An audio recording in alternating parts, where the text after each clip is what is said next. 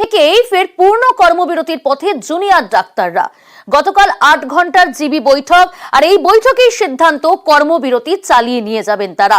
সরকার নিরাপত্তা দিতে না পারায় কর্মবিরতি বলেই দাবি।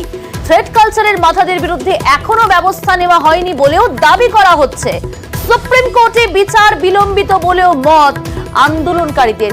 কি বলছেন, কি দাবির কথা তারা নতুন করে তুলছেন শুনবো। সান্নিক রয়েছে আমার সঙ্গে। সান্নিক, আবারও পুজোর আগে এবার 10 দফা দাবি নিয়ে ফের কর্মবিরতিতে জুনিয়র ডাক্তাররা, কি বলছেন তারা?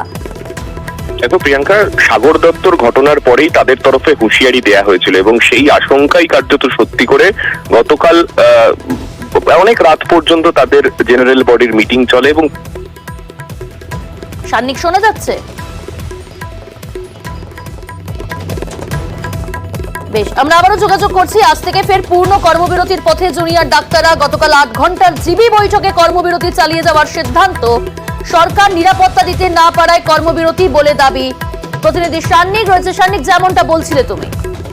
দেখো প্রিয়াঙ্কা, যেরকম আশঙ্কা ছিল যে সাগর দত্তের ঘটনার পরেই তারা হুঁশিয়ারি দিয়েছিলেন যে সুপ্রিম কোর্টের শুনানির পরে তারা তাদের সিদ্ধান্ত জানাবেন, এবং সেই মতোই তারা সিদ্ধান্ত গতকাল জেনারেল বডির মিটিং করে জানিয়েছেন, যেখানে তারা স্পষ্ট বলেছেন তারা গোটা রাজ্যের যত মেডিকেল কলেজ হসপিটাল রয়েছে জুনিয়র ডাক্তাররা সমস্ত জায়গায় কিন্তু পূর্ণ কর্মবিরতিতে যেতে চলেছেন।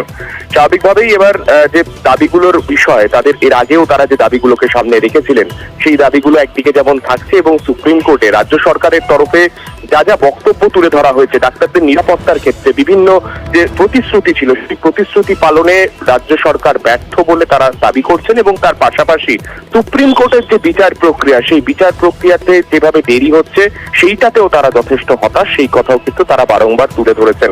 এবং মোট 10 দফা দাবিকে সামনে রেখে তারা পূর্ণ কর্মবিরতির পথে হাঁটতে চলেছেন, এবং সেই কর্মবিরতি এখন অনির্দিষ্টকালের জন্য চলবে, যা পুজোর ঠিক আগেই, আজকে মহালয়ার একদিন আগেই তারা কিন্তু ঘোষণা করে দিলেন। বেশ।